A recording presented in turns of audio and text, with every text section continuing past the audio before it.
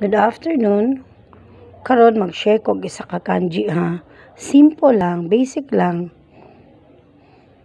Dayon, note that ang kanji nagit say ka stroke no.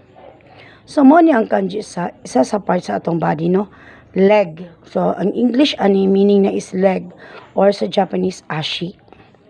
Pero note that kung kani iyahang ashi maabayan na siya og lain suffix or naa siya suffix are like for example mga hiragana, for example kini ri, basa ani ri, then abay na to siya gro. Do you think nga ashi pang basa ani? No, basa na niya mahimo na siya ta. So basically mahimo na siya tariru, meaning sufficient or enough. No, sufficient.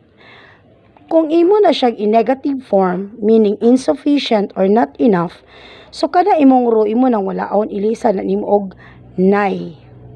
Ang nay ang naghimo og in or not. So mahimo na siya ta ri nay, meaning insufficient na siya or not enough. No, sufficient. So ana na din na siya. Kung isulat na nimo siya sa Japanese, ana na siya. Ri